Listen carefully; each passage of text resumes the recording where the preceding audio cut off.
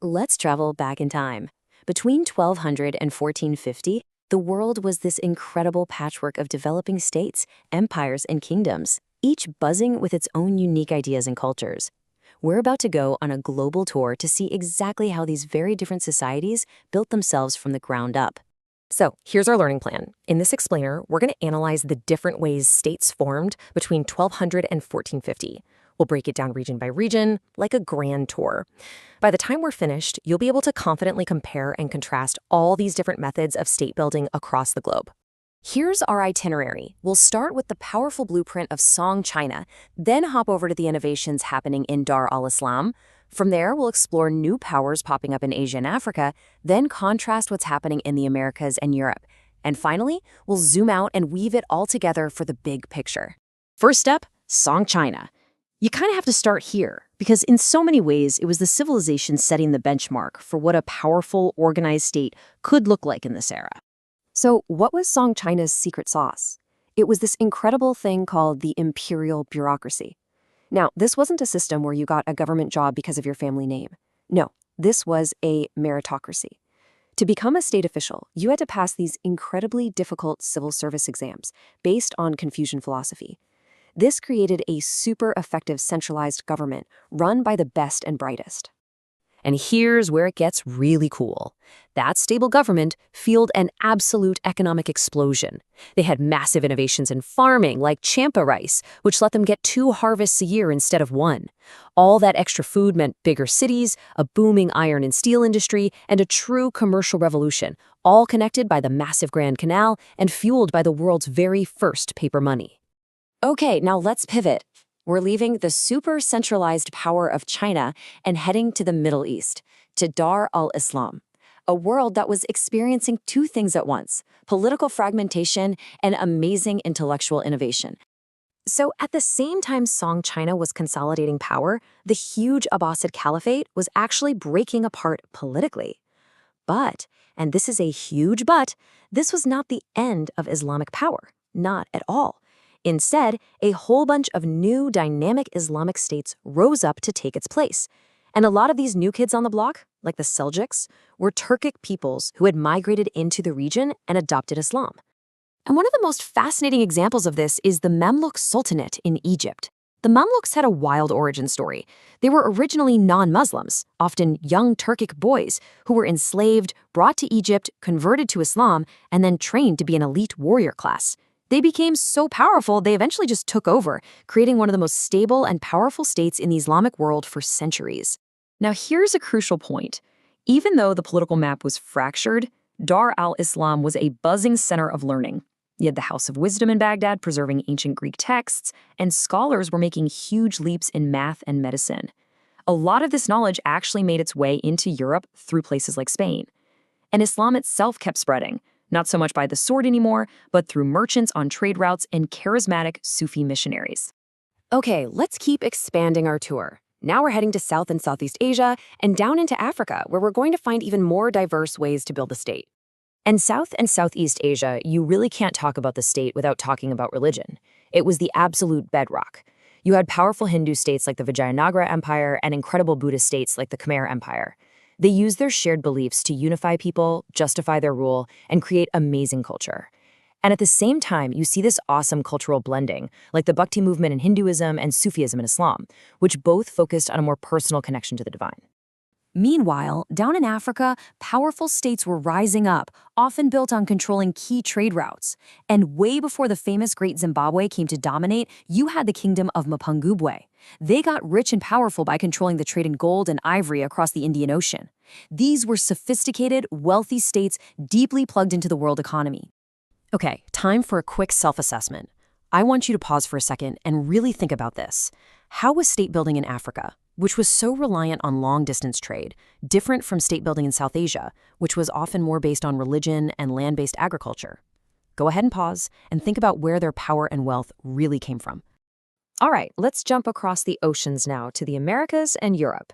These places were developing largely in isolation from Afro-Eurasia, but it's really interesting to see how they compared to each other. And what we see are 2 totally different paths. Over in the Americas, huge centralized empires like the Mexica, who you might know as the Aztecs, and the Inca were in charge. They controlled vast territories through systems of tribute and coerced labor, like the Incan Mida system. Europe, on the other hand, was the total opposite. It was politically fragmented, made up of decentralized monarchies that relied on a system called feudalism, a web of mutual obligations between lords and their vassals. And this map just says it all, doesn't it? You don't see one big, unified empire. You see a messy patchwork quilt of kingdoms, duchies, and city-states, all competing with each other. A big, powerful, centralized government was definitely the exception in Europe, not the rule.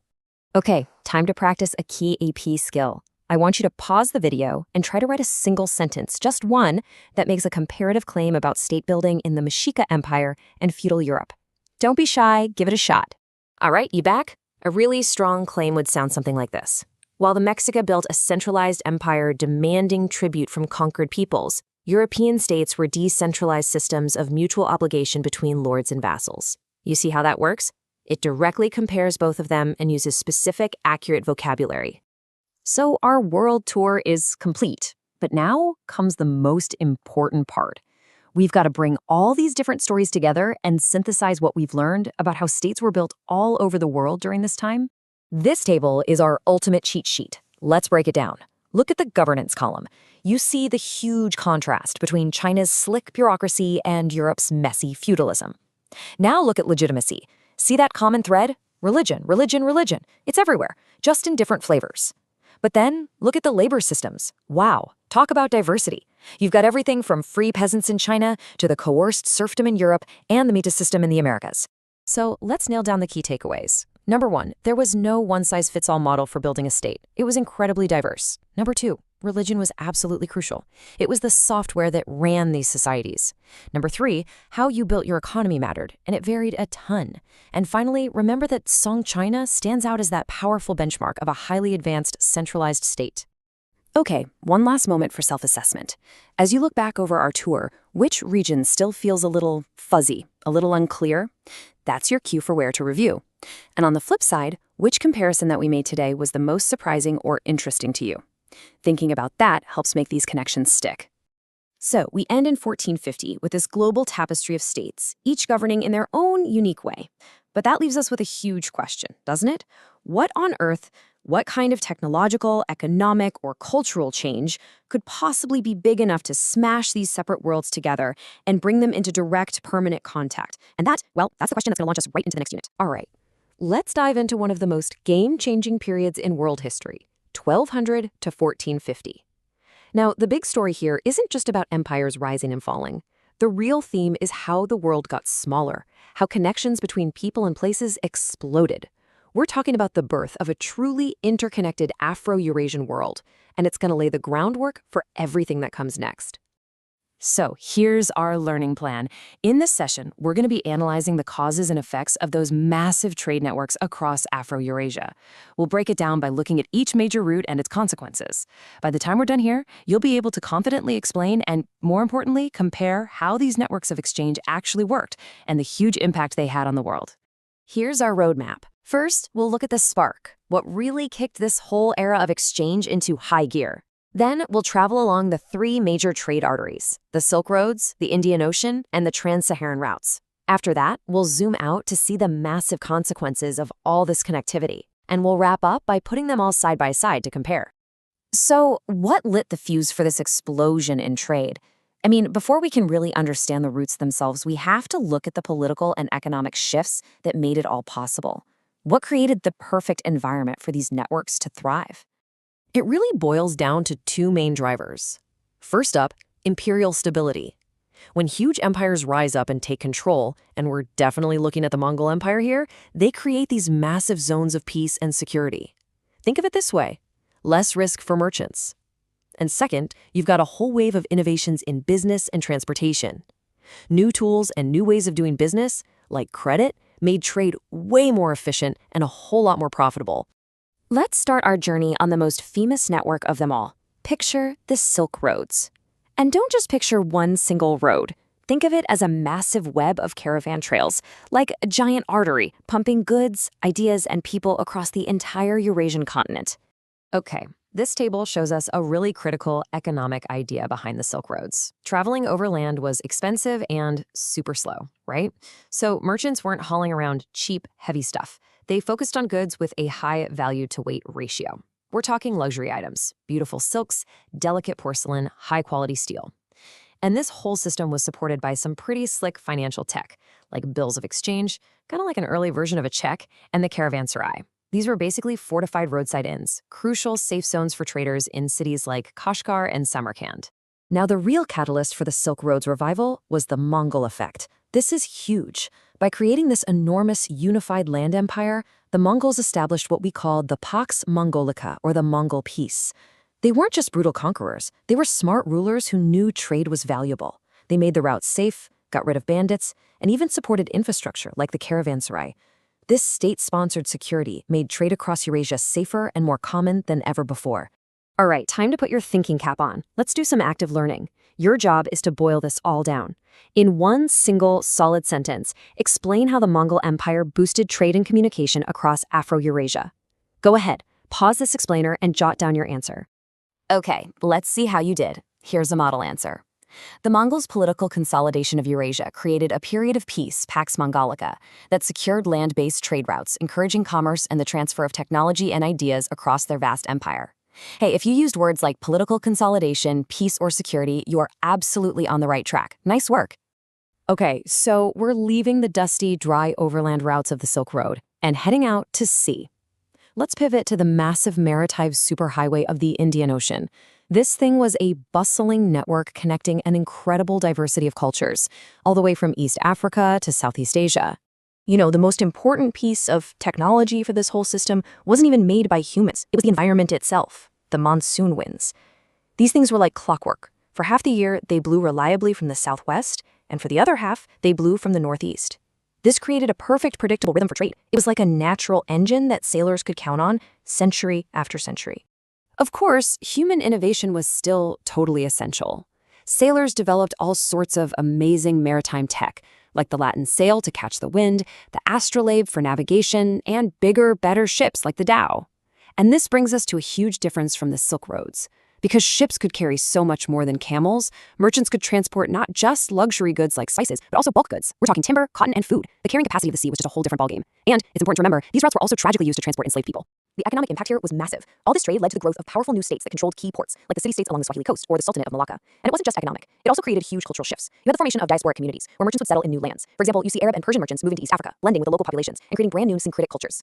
For our final route, we're heading across the world's largest desert. And don't let the sand fool you. These sand roads were incredibly important. They were the vital link connecting West Africa to North Africa and the wider Mediterranean world. The story of this route really comes down to two things: gold and salt. West Africa had unbelievable amounts of gold, but what it needed was salt. Salt was a critical preservative in the hot tropical climate. So merchants from North Africa would haul these huge slabs of salt south and trade them for gold. And the technology that made it all possible? The camel, obviously, but specifically innovations like the camel saddle that allowed them to carry heavier loads. And all this wealth built powerful empires, like Ghana and most famously, the Mali Empire. So just like the Mongols on the Silk Roads, you had these big empires like Mali providing the security needed for trade to really take off. But here, there was another incredibly powerful unifying force at play: the spread of Islam.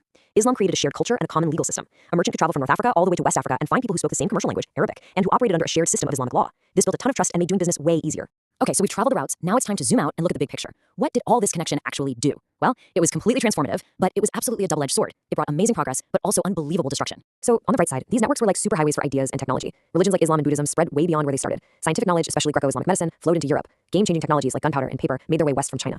And you had travelers like Ibn Battuta and Marco Polo, whose writings literally expanded the known world for their people. But it wasn't just ideas that spread, it was biology too. And this had good and bad sides. You had new crops moving to new places, which improved diets and helped populations grow. Think about Champa race in East Asia, urban areas in Africa. But the same routes that carried silk and spices also carried germs. The incredible interconnectedness of the Silk Roads is exactly what allowed the bacterium Yersinia pestis to spread so fast, causing the bubonic plague, the Black Death, which led to one of the deadliest demographic catastrophes in all of human history. All right, let's pull all these threads together. Being able to compare these networks, what made them similar and what made them different, is honestly one of the most critical skills you'll need for this unit. This chart right here is the synthesis. It brings everything we've talked about into sharp focus. You can see the similarities, right? All three were boosted by new technologies and the stability that large states provided. But the differences are where the really sharp analysis comes in. Look at the goods. The Silk Roads were all about lightweight luxuries. The Indian Ocean could handle both luxury and heavy bulk goods, and the Trans-Saharan route was defined by that unique gold for salt trade. The tech was perfectly suited to the environment: camels in the desert, dhows on the ocean. And the role of the state was different too, from the massive security blanket of the Mongol Empire to the more decentralized trade-focused city-states of the Swahili coast. Okay, one final self-assessment. Pause for a moment and really think about this. Can you identify one big similarity in what caused these networks to grow? And can you pinpoint one key difference in the kinds of goods they traded? This will really lock in the concepts for you. So what's the final takeaway? Between 1200 and 1450, these networks spun a complex web across Afro-Eurasia, and they moved more than just stuff. They were conduits for ideas, technology, religion, new foods, and devastating diseases. In doing all of this, they completely reshaped societies and laid the very foundation for the interconnected, globalized world we live in today. And that leaves us with a final thought to chew on. How do the dynamics of the 13th century, this incredible promise of wealth and prosperity running right alongside the danger of catastrophic pandemics, how does that mirror the challenges and the opportunities of our own globalized world? The parallels are pretty powerful, and they remind us that the patterns of the past are still very much with us in the present.